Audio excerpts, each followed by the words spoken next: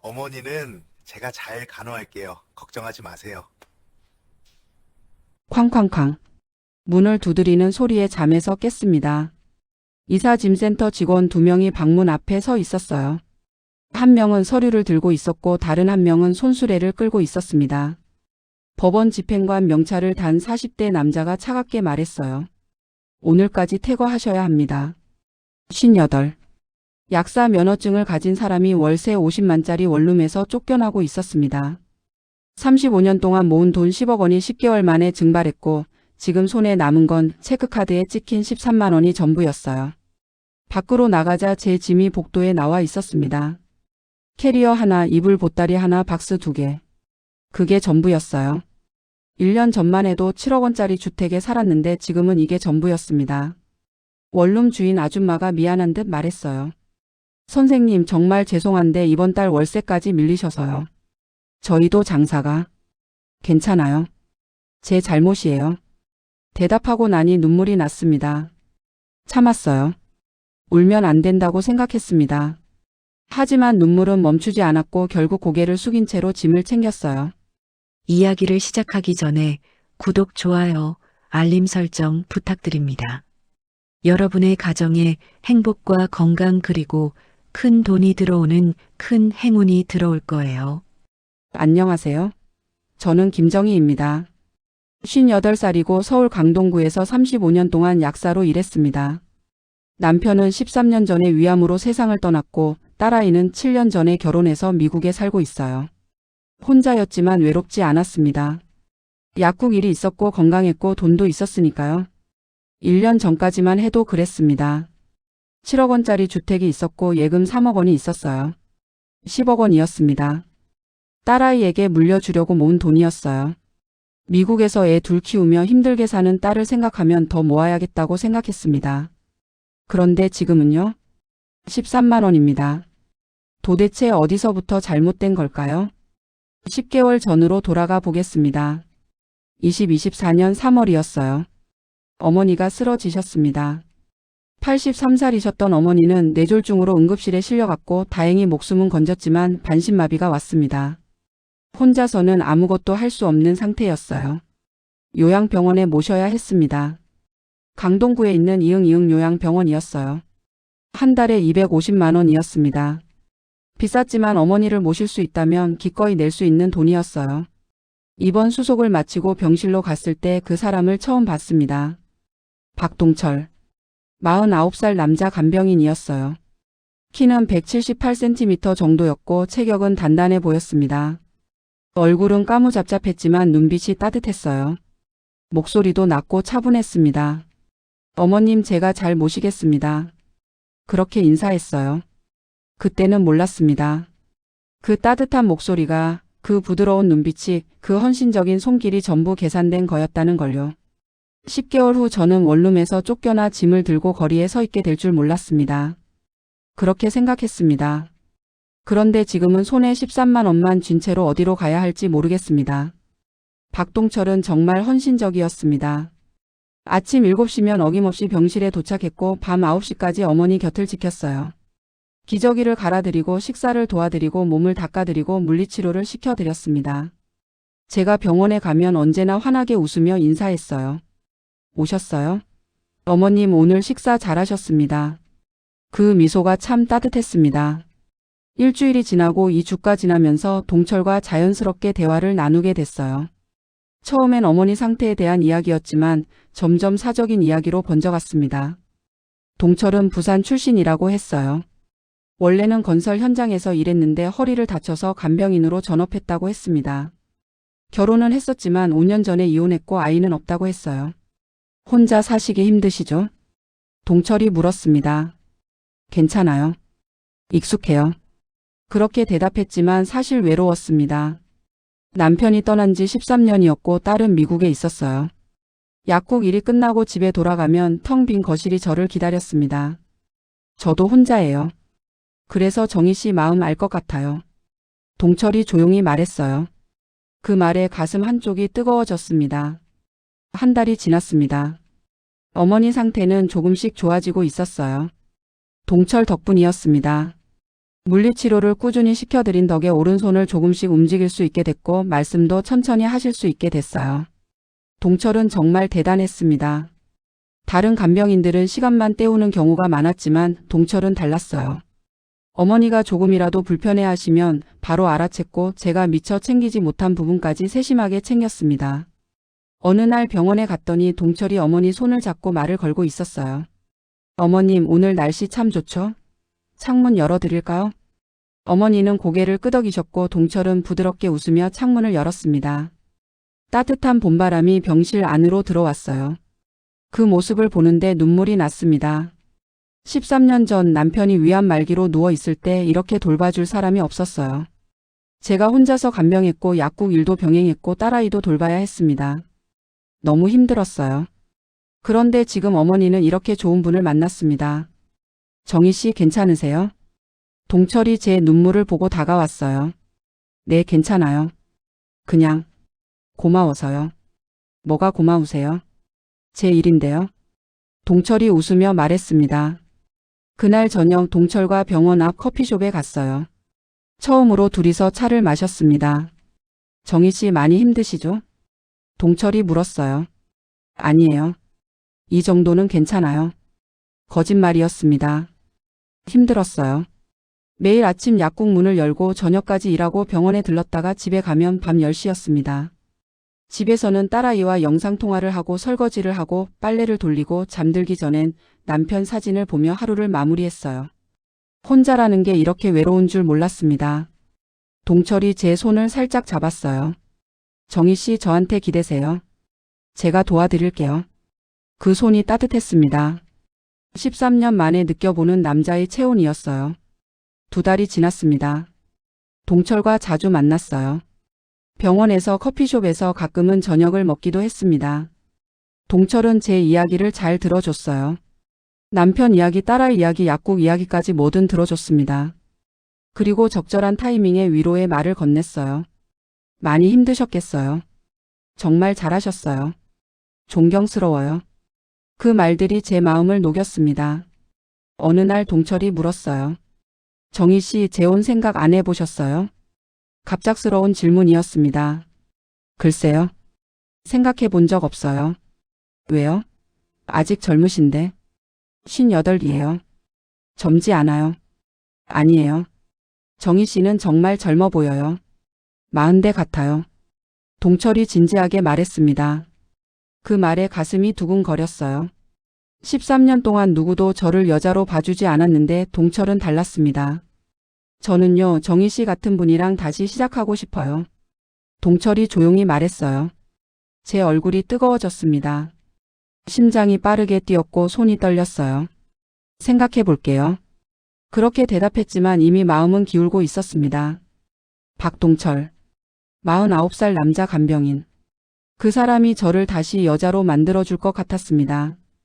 2024년 6월이었습니다. 어머니가 갑자기 악화되셨어요.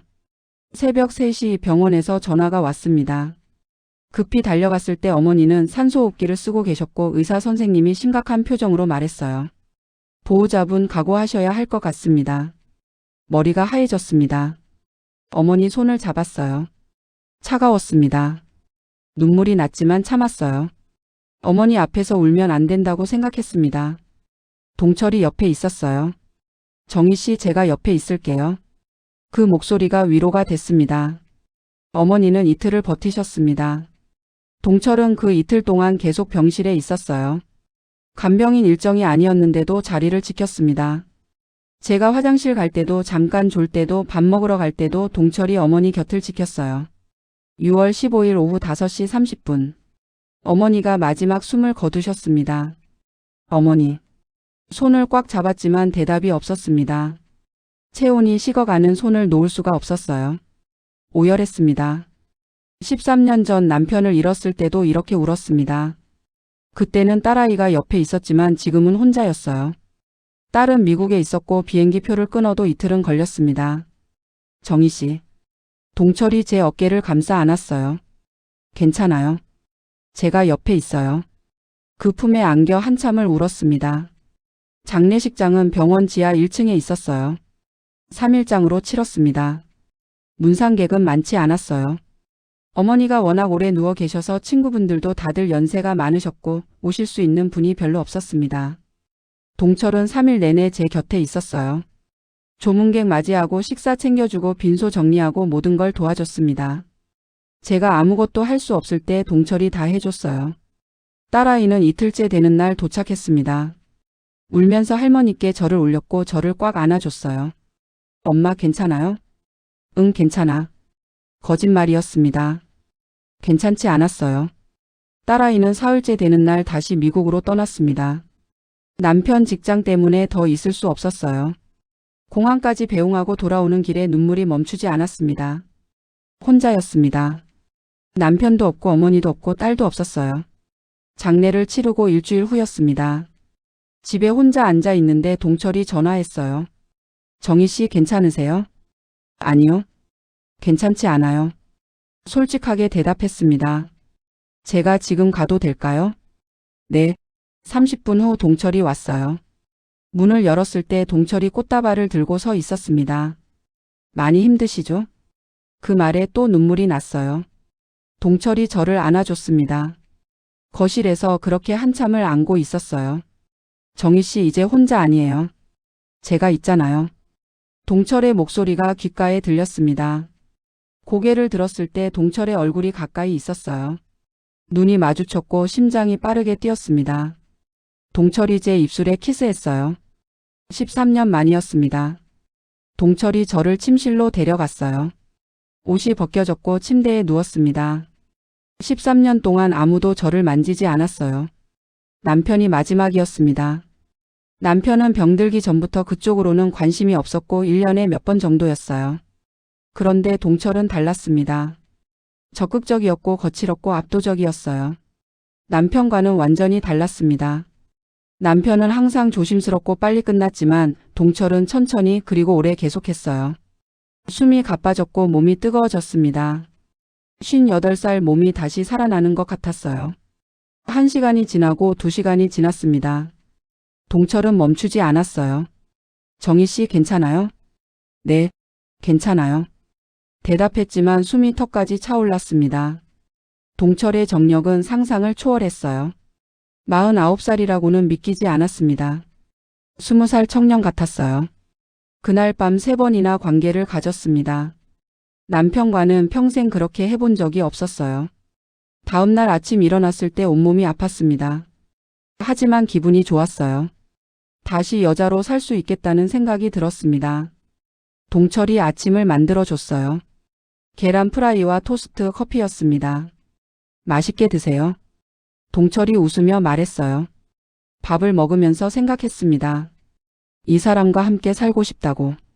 혼자 사는 게 너무 외로웠고 동철이 옆에 있으면 외롭지 않을 것 같았어요. 동철아. 네? 나랑 결혼할래요? 제가 먼저 말했습니다. 동철이 놀란 표정으로 저를 봤어요. 정희 씨 정말요? 네, 진심이에요. 동철이 제 손을 잡았습니다. 저야 좋죠. 정희 씨랑 함께하고 싶었어요. 그렇게 우리는 재혼을 결정했습니다. 어머니 장례를 치른 지 2주 만이었어요. 그때는 몰랐습니다. 동철의 압도적인 정력도 헌신적인 모습도 따뜻한 말도 전부 계산된 거였다는 걸요. 그리고 그날 밤에 뜨거웠던 기억이 1년 후 저를 얼마나 괴롭힐지 몰랐습니다. 재혼 신고를 한 건 7월이었습니다. 동철이 제 집으로 이사를 왔어요. 짐은 많지 않았습니다. 캐리어 2개가 전부였어요. 살림살이가 별로 없네요. 원래 많이 안 가지고 살아요. 필요한 것만 있으면 돼요. 동철이 웃으며 대답했습니다. 결혼 후 한 달은 정말 행복했어요. 동철은 집안일을 도와줬고 저녁을 함께 먹었고 밤에는 언제나 저를 안아줬습니다. 13년 동안 혼자 살았던 집이 따뜻해졌어요. 약국 일을 마치고 집에 가면 동철이 저녁을 준비해놨어요. 된장찌개, 불고기, 김치찌개 같은 간단한 음식이었지만 혼자 먹던 식사보다 100배는 맛있었습니다. 밤에는 언제나 침실로 갔어요. 동철의 정력은 여전했습니다. 일주일에 5번, 6번씩 관계를 가졌어요. 58살 몸이 힘들 때도 있었지만 동철이 원하면 거절할 수 없었습니다. 그 시간이 너무 좋았어요. 동철의 품에 안겨 있으면 외로움이 사라졌고 다시 살아있다는 느낌이 들었습니다. 결혼 2달째 되던 날이었습니다. 저녁을 먹고 있는데 동철이 조심스럽게 말했어요. 정희 씨, 제가 하나 제안할 게 있어요. 뭔데요? 우리 노후 준비 같이 해볼까요? 노후 준비요? 네. 정희 씨 지금 58이고 저는 49이잖아요. 앞으로 10년, 20년 후를 생각해야 해요. 그건 맞는 말이었습니다. 저는 약국 일을 65가지는 할 수 있을 것 같았지만 그 이유는 불확실했어요. 건강이 나빠지면 일을 못할 수도 있었고 그럼 수입이 끊겼습니다. 어떤 준비요? 실버타운 분양권 투자요. 실버타운이요? 동철이 태블릿을 꺼내서 보여줬어요. 화면에는 경기도 용인에 있는 실버타운 분양 광고가 떠 있었습니다. 사진으로 보니 깔끔하고 시설도 좋아 보였어요. 여기 분양권을 지금 사두면 나중에 우리가 들어가서 살 수도 있고 안 들어가면 되팔 수도 있어요. 지금 투자하면 10년 후에 2배는 오른대요. 2배요? 네. 고령화 사회잖아요. 실버타운 수요는 계속 늘어날 거예요. 그럴듯하게 들렸습니다. 근데 얼마나 들어요? 분양권 하나에 6억이요. 6억? 깜짝 놀랐습니다. 너무 큰 돈 아니에요? 지금은 그렇게 보이지만 10년 후에는 12억이 돼요. 6억 이익이에요. 그 돈으로 우리 노후 보장되는 거죠. 동철이 제 손을 잡았어요. 정희 씨, 저 믿어주세요. 제가 알아본 거예요. 괜찮은 투자예요. 고민했습니다. 6억은 큰 돈이었어요. 제 집이 7억이었으니까 거의 전 재산을 투자하는 거였습니다. 근데 집을 팔아야 하는 거예요? 아니요. 집은 그대로 두고 담보대출 받으면 돼요. 7억짜리 집이면 6억은 나와요. 담보대출요? 네. 이자는 제가 알바로 벌어서 낼게요. 정희 씨는 신경 안 쓰셔도 돼요. 동철이 진지하게 말했습니다. 밤에 침대에 누웠을 때 동철이 다시 말했어요. 정희 씨, 저 정희 씨 노후 걱정돼요. 지금 준비 안 하면 나중에 힘들어요. 그러면서 제 몸을 안았습니다. 옷이 벗겨졌고 동철이 제 위로 올라왔어요. 정희 씨, 우리 행복하게 살아요. 제가 지켜줄게요. 그 말을 들으면서 관계를 가졌습니다. 동철의 몸이 제 안으로 들어올 때마다 생각했어요. 이 사람을 믿어야겠다고. 일주일 후 집을 담보로 대출을 받았습니다. 6억이었어요. 동철이 실버타운 분양 계약을 했습니다. 계약서를 보여줬는데 이응 실버타운이라고 적혀 있었고 도장도 찍혀 있었어요. 이제 우리 노후 보장됐어요. 동철이 환하게 웃었습니다. 저도 웃었어요. 동철이 행복해하니까 저도 기분이 좋았습니다. 그날 밤에도 관계를 가졌어요. 동철은 평소보다 더 격렬했고 저는 숨이 턱까지 찼습니다. 정희 씨 사랑해요. 동철이 귓가에 속삭였어요. 나도 사랑해요. 대답하면서 생각했습니다. 이 사람과 함께라면 노후도 괜찮겠다고. 그때는 정말 그렇게 믿었습니다. 실버타운 투자를 한 지 한 달이 지났습니다. 동철이 또 다른 제안을 했어요. 정희 씨, 하나만 더 투자할까요? 또요? 네. 이번엔 수익 사업이에요. 수익 사업이요? 동철이 또 태블릿을 꺼냈습니다. 화면에는 건강식품 유통회사 소개서가 떠 있었어요. 이응 헬스케어라는 회사였습니다. 여기 건강식품 총판 사업이에요. 홍삼, 오메가3, 비타민 같은 거 유통하는 거예요. 초기 투자금만 있으면 매달 수익이 들어와요. 얼마나 들어요? 2억 5천이요. 2억 5천? 또 놀랐습니다. 6억 투자한 지 얼마 안 됐는데 또 2억 5천이라니요. 너무 많은 거 아니에요? 아니에요. 이건 투자가 아니라 사업이에요. 매달 수익이 나와요. 한 달에 500만 원 정도는 나온대요. 500만 원이요? 네. 1년이면 6천만 원이에요. 3년이면 원금 회수되고 그 이후는 순수익이에요. 솔깃했습니다. 500만 원이면 제 약국 수익이랑 비슷했어요. 그 돈이 매달 들어온다면 노후가 정말 보장될 것 같았습니다. 근데 돈이 없는데요. 예금 있잖아요. 예금이요? 네. 3억 있잖아요. 그 중에 2억 5천만 쓰면 돼요. 그건 딸아이 줄 돈인데요. 동철의 표정이 굳었어요. 정희 씨 딸 미국에서 잘 살잖아요. 남편도 의사고 애들도 잘 크고 있고요. 그런데 우리는요? 우리 노후는 누가 책임져요? 그건 그렇지만 딸 주려고 모은 돈으로 우리가 거지처럼 늙으면 딸이 좋아할까요? 차라리 우리가 잘 살아야 딸도 마음 편하죠. 동철이 제 손을 꽉 잡았습니다. 정희 씨, 제발 저 믿어주세요. 제가 정희 씨 행복하게 해드릴게요. 그날 밤에도 동철이 저를 안았어요. 관계를 가지면서 동철이 계속 말했습니다. 정희 씨, 우리 잘 살아요. 제가 책임질래요. 몸이 뜨거워졌고 정신이 흐려졌습니다. 동철의 품에 안겨 있으면 모든 게 괜찮을 것 같았어요. 알았어요. 투자할게요. 정말요? 고마워요, 정희 씨. 동철이 제 입술에 키스했습니다. 이틀 후 예금에서 2억 5천을 출금했어요. 동철이 이응 헬스케어 본사에 가서 계약했다고 했습니다. 계약서 사본을 보여줬는데 총판 계약서라고 적혀 있었고 직인도 찍혀 있었어요. 이제 한 달 후부터 수익 들어와요. 동철이 신나게 말했습니다. 저도 기대됐어요. 한 달에 500만 원이면 약국 수익에 더해서 1000만 원이 넘었습니다. 그 돈이면 정말 여유롭게 살 수 있었어요. 한 달이 지났습니다. 동철이 통장을 보여줬어요. 정희 씨, 수익 들어왔어요. 화면을 보니 520만 원이 입금돼 있었습니다. 정말 들어왔네요. 그렇죠? 제 말 믿으시죠? 동철이 환하게 웃었어요. 저도 기뻤습니다. 정말 수익이 나오는 사업이었어요. 2달째에도 500만 원이 들어왔습니다. 3달째에도 500만 원이 들어왔어요. 그런데 4달째부터 이상했습니다. 동철이 통장을 안 보여줬어요. 이번 달 수익은요? 아, 그게 회사에서 재고 정리하느라 조금 늦어진대요. 다음 달에 2달치 한꺼번에 들어온대요. 그래요? 불안했지만 믿었습니다. 동철을 믿었어요. 5달째에도 입금이 없었습니다. 동철아, 이번엔요? 회사에서 시스템 점검 중이래요. 곧 들어올 거예요. 동철의 목소리가 조금 불안해 보였어요. 그날 밤 관계를 가질 때 동철이 평소보다 더 적극적이었습니다. 정희 씨, 걱정하지 마세요. 제가 다 알아볼게요. 동철의 몸이 제 위로 올라왔고 저는 그 순간만큼은 불안을 잊을 수 있었어요. 6달째였습니다. 더 이상 참을 수 없어서 제가 직접 이응 헬스케어에 전화했어요. 여보세요, 저희 남편이 총판 계약했는데 수익금이 안 들어와서요. 전화를 받은 여자 직원이 차갑게 대답했습니다. 성함이 어떻게 되세요? 박동철이요. 잠시만요. 음악이 흘러나왔고 1분 후 다시 목소리가 들렸어요. 저희 기록에는 박동철 씨 계약 없는데요. 네? 그럴 리가요. 분명히 계약했어요.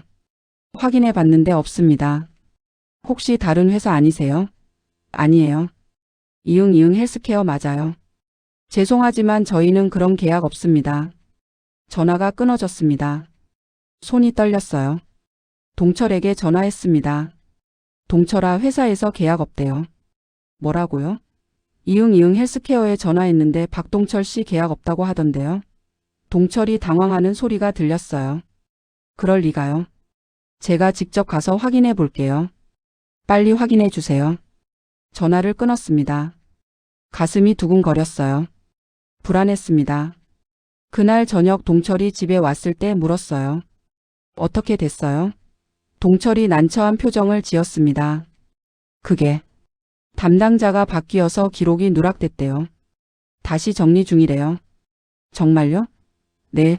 걱정하지 마세요. 동철이 제 어깨를 안았습니다. 하지만 불안은 가시지 않았어요. 7달째였습니다. 동철이 사라졌어요. 어느 날 아침 일어났는데 동철이 없었습니다. 침대에도 없었고 거실에도 없었어요. 동철아? 대답이 없었습니다. 전화를 걸었지만 꺼져 있었어요. 문자를 보냈지만 읽지 않았습니다. 하루 종일 기다렸지만 동철은 오지 않았어요. 이틀째에도 연락이 없었습니다. 3일째에도 소식이 없었어요. 경찰에 신고했습니다. 남편이 사흘째 집에 안 들어와요. 가출인가요? 아니에요. 연락도 안 돼요. 성인 남성은 일주일 지나야 수사 가능합니다. 일주일이요? 그럼 너무 늦잖아요. 죄송합니다. 규정이에요. 일주일이 지났습니다. 경찰이 수사를 시작했지만 동철은 흔적이 없었어요. 휴대폰도 꺼져 있었고 카드도 사용 내역이 없었습니다. 제가 직접 이응 헬스케어 본사에 찾아갔어요. 용인에 있다는 주소로 갔는데 그곳엔 아무것도 없었습니다. 텅 빈 사무실 건물만 있었어요. 경비 아저씨에게 물었습니다. 여기 이응 헬스케어 아세요? 그런 회사 없는데요. 여긴 공실이에요. 머리가 하얘졌습니다. 실버타운도 확인했어요. 용인에 있다던 이응 실버타운 주소로 갔는데 거기도 아무것도 없었습니다. 그냥 빈 땅이었어요. 사기였습니다. 모든 게 거짓이었어요. 집에 돌아와서 통장을 확인했습니다. 예금 3억 중에 2억 5천이 빠져나갔고 남은 건 5천만 원이었어요. 대출 6억도 그대로였습니다. 은행에서 전화가 왔어요. 고객님 대출 이자 3,300만 원 연체됐는데요. 다음 주까지 납부하셔야 합니다. 네. 목소리가 떨렸습니다. 계산했어요. 집 담보 대출 6억 이자는 한 달에 300만 원. 사라진 투자금 2억 5천. 남은 예금 5천. 총 손실 6억 5천만 원이었습니다. 그리고 집은 은행 담보였어요. 2주일 후 초인종이 울렸습니다. 문을 열었더니 40대 여자가 서 있었어요. 누구세요? 저요? 박동철 부인이에요. 뭐라고요? 여자가 비웃듯이 말했습니다. 박동철이 제 남편이에요. 원래 안 헤어졌어요. 당신이 속은 거예요. 그럴 리가요. 동철이 이혼했다고. 이혼 안 했어요. 서류상으로만 했죠. 동철이 돈 벌려고요. 당신 같은 여자한테서요. 무슨 소리예요? 여자가 핸드폰을 꺼냈습니다. 화면에는 동철 사진이 떠 있었어요. 여자랑 같이 찍은 사진이었습니다. 최근 사진 같았어요. 동철이 지금 저랑 제주도에 있어요. 당신 돈으로 땅 샀어요. 고마워요. 여자가 웃으며 말했습니다.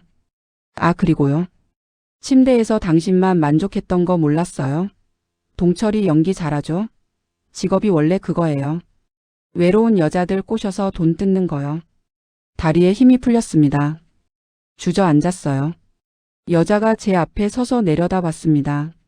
나이 처먹고 연하 남자한테 빠지면 어떡해요? 쪽팔리게요. 여자가 가버렸습니다. 그 자리에 한참을 앉아 있었어요. 모든 게 거짓이었습니다. 헌신적인 간병인도, 따뜻한 말도, 압도적인 정력도, 뜨거웠던 밤도, 전부 계산된 연기였어요. 저는 58살 외로운 여자였고 동철은 그걸 이용한 사기꾼이었습니다. 10억이 사라졌어요. 아니 정확히는 8억 5천만 원이 사라졌고 빈 6억이 남았습니다. 집도 곧 은행에 넘어갈 거였어요. 변호사를 찾아갔습니다. 사기죄로 고소하고 싶어요. 변호사는 서류를 보더니 고개를 저었어요. 어렵겠는데요? 왜요? 실버타운이랑 건강식품 회사 둘 다 실체가 없어요. 페이퍼 컴퍼니예요. 계약서도 위조고요. 그럼 박동철을 고소하면 되잖아요. 박동철 씨 행방이 묘연한데 어떻게 고소해요? 제주도에 있다는 것도 확인 안 되고요. 그럼 돈은요? 제 돈은 어떻게 돼요? 변호사가 한숨을 쉬었습니다. 솔직히 말씀드릴게요. 회수 어렵습니다. 이런 사기꾼들은 돈 받자마자 빼돌려요. 추적도 힘들어요. 그럼 저는요? 저는 어떻게 해요? 형사 고소는 할 수 있어요. 근데 돈 돌려받는 건 거의 불가능해요. 변호사 선임료로 500만 원을 냈습니다. 고소장을 썼고 경찰에 제출했어요. 하지만 달라지는 건 없었습니다. 2달 후 은행에서 통지서가 왔어요. 담보대출 연체 6개월 집을 경매 처분합니다. 경매였습니다.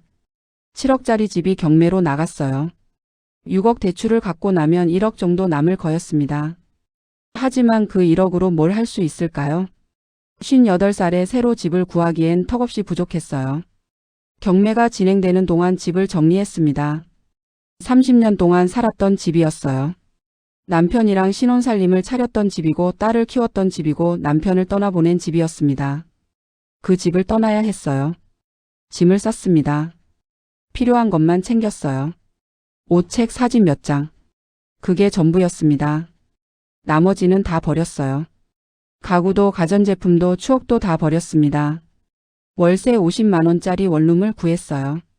강동구에서 구로구로 이사했습니다. 평수는 6평이었어요. 화장실 포함해서요. 7억짜리 집에서 50만 원짜리 원룸으로 왔습니다. 짐을 풀고 앉아 있는데 눈물이 났어요. 이게 제 인생이었습니다. 35년 동안 약사로 일하고 성실하게 살고 돈 모으고 그렇게 살아왔는데 결국 6평 원룸에 앉아 있었어요. 딸한테 전화했습니다. 여보세요, 엄마. 딸의 목소리가 들렸어요. 수아야. 왜요, 엄마? 무슨 일 있어요? 아니야. 그냥 목소리 듣고 싶어서. 엄마 괜찮으세요? 목소리가 이상한데. 괜찮아. 걱정하지 마. 거짓말이었습니다. 전혀 괜찮지 않았어요. 딸한테 말하고 싶었습니다. 엄마가 사기 당했다고 10억을 날렸다고 지금 월세 50만 원짜리 원룸에 산다고요. 하지만 말할 수 없었어요. 딸이 걱정할 게 뻔했고 미국에서 달려올 게 뻔했습니다. 딸 인생까지 망칠 순 없었어요. 엄마 잘 지내. 너도 건강해. 네, 엄마도요. 전화를 끊었습니다. 예금 통장을 확인했어요. 경매로 받은 돈 1억에서 변호사 비용 500, 이사 비용 200, 원룸 보증금 500, 월세 선납 300을 빼니 7,500만 원이 남았습니다. 한 달 생활비가 200만 원 정도 들었어요. 약국 일을 계속하며 월급이 350만 원 정도 들어왔지만 나이가 있다 보니 언제까지 일할 수 있을지 몰랐어요. 계산했습니다. 7,500만 원으로 37개월 버틸 수 있었어요. 3년 조금 넘게요. 그 후에는요? 모르겠습니다. 밤마다 잠이 안 왔어요. 침대에 누우면 동철 생각이 났습니다. 동철의 손길, 동철의 목소리, 동철의 몸. 그 모든 게 가짜였다는 게 믿기지 않았어요.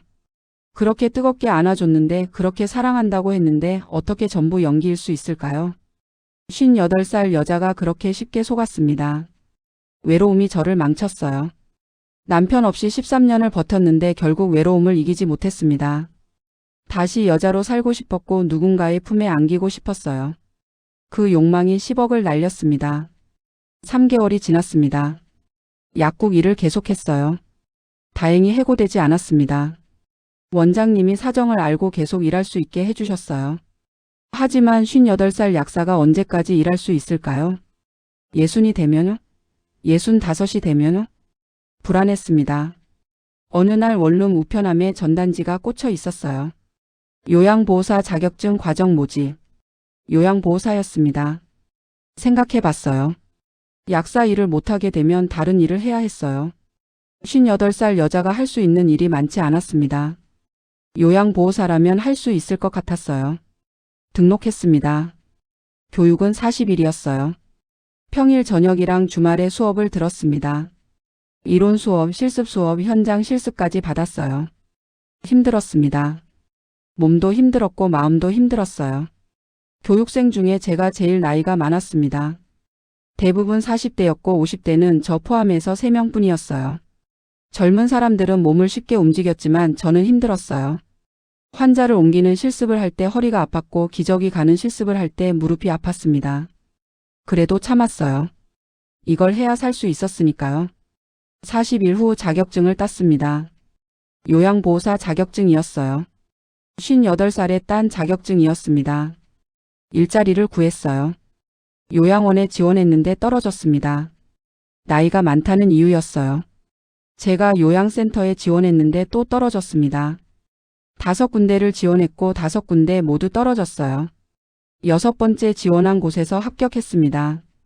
월급은 200만 원이었어요. 약국 월급 350만 원보다 150만 원 적었지만 나이 들어서도 할 수 있는 일이었습니다. 일을 시작했어요. 아침 7시에 출근해서 저녁 7시에 퇴근했습니다. 환자 집을 5군데 방문했어요. 기저귀 갈아드리고 식사 도와드리고 목욕시켜드리고 청소하고 빨래했습니다. 힘들었습니다. 몸이 너무 힘들었어요. 허리도 아팠고 무릎도 아팠고 어깨도 아팠습니다. 하지만 참았어요. 이게 제가 할 수 있는 일이었으니까요. 6개월이 지났습니다. 익숙해졌어요. 일도 익숙해졌고 환자분들도 익숙해졌습니다. 어떤 환자분은 저를 딸처럼 대해 주셨어요. 정희 씨 고마워요. 정희 씨 덕분에 살아요. 그 말을 들으면 보람을 느꼈습니다. 제가 누군가에게 도움이 되고 있다는 게 위로가 됐어요. 1년이 지났습니다. 59살이 됐어요. 월세 50만 원짜리 원룸에서 여전히 살고 있었고 요양보호사 일을 하고 있었습니다. 통장에는 4천만 원이 남아 있었어요. 1억에서 시작해서 1년 만에 4천만 원이 됐습니다. 생활비로 3천만 원이 나갔고 병원비로 500만 원이 나갔고 딸아이 손주들 생일 선물로 500만 원을 보냈어요. 돈은 계속 줄어들고 있었습니다. 어느 날 저녁 원룸에 앉아 있는데 거울에 제 얼굴이 비쳤어요. 59살 얼굴이었습니다. 주름이 깊었고 머리엔 흰머리가 많았어요. 1년 사이에 10년은 늙은 것 같았습니다. 동철 생각이 났어요. 1년이 지났는데도 여전히 생각났습니다. 그 따뜻했던 목소리, 그 헌신적이었던 모습, 그 뜨거웠던 밤. 전부 거짓이었는데도 자꾸 생각났어요. 왜 그럴까요? 답을 찾았습니다. 외로움이었어요. 저는 사랑한 게 아니었습니다. 외로움을 채우려고 했던 거예요. 13년 동안 혼자 살면서 쌓인 외로움을 동철이 채워줬고 저는 그걸 사랑이라고 착각했습니다. 육체적 만족도 마찬가지였어요. 13년 동안 아무도 저를 안아주지 않았고 동철이 안아줬을 때 저는 다시 여자가 된 것 같았어요. 하지만 그건 사랑이 아니었습니다. 그냥 외로움을 섹스로 채운 거였어요. 진짜 사랑은 서로를 지켜주는 거였는데 동철은 저를 이용만 했습니다. 2년이 지났습니다. 60살이 됐어요. 여전히 요양보호사 일을 하고 있었고 월세 50만 원짜리 원룸에 살고 있었습니다. 통장엔 2천만 원이 남아 있었어요. 딸아이가 작년에 한국에 왔었어요. 3년 만이었습니다. 엄마 집은요? 팔았어. 왜요? 관리하기 힘들어서. 원룸이 편해. 거짓말이었습니다. 딸은 믿는 것 같았어요. 아니면 눈치챘는데 모른 척하는 건지 몰랐습니다. 딸이 돌아간 후 한참을 울었어요. 61살이 됐습니다. 박동철은 여전히 잡히지 않았어요. 경찰도 수사를 중단했습니다. 행방을 찾을 수 없다는 이유였어요. 제 10억은 영영 돌아오지 않을 거였습니다. 요즘 생각합니다. 어디서부터 잘못됐을까요? 동철을 만난 게 잘못이었을까요? 재혼한 게 잘못이었을까요? 아니요. 외로움을 이기지 못한 게 잘못이었습니다. 혼자 사는 게 외로웠고 누군가 옆에 있으면 외롭지 않을 거라고 생각했어요. 하지만 틀렸습니다. 사람은 결국 혼자예요. 남편이 옆에 있어도 외로울 수 있고 혼자 있어도 외롭지 않을 수 있어요. 외로움은 다른 사람이 채워주는 게 아니었습니다. 스스로 채워야 하는 거였어요. 지금 제 삶은 이렇습니다. 61살 요양보호사 월급 200만 원, 월세 50만 원 원룸 통장 잔액 1,000만 원. 7억짜리 집도 없고 10억도 없어요. 하지만 살아 있습니다. 매일 아침 일어나서 일하러 가고 저녁에 집에 돌아와서 밥 먹고 잠듭니다. 그렇게 살고 있어요. 여러분께 말씀드리고 싶습니다. 황혼 재혼 조심하세요. 외로움과 사랑은 다릅니다. 육체적 만족과 진정한 사랑은 다릅니다. 연하 남자가 다가올 때 너무 헌신적일 때 너무 적극적일 때 의심하세요. 돈 이야기가 나오면 더욱 조심하세요. 노후 준비, 투자 사업 그런 말로 접근하면 의심하세요. 저처럼 10억을 날리지 마세요. 저처럼 7억짜리 집에서 월세 50만 원 원룸으로 오지 마세요. 진짜 사랑은 서로를 지켜주는 겁니다. 재산을 요구하는 건 사랑이 아니에요. 부디 조심하세요. 오늘도 저는 일하러 갑니다. 61살 요양보호사 김정희입니다.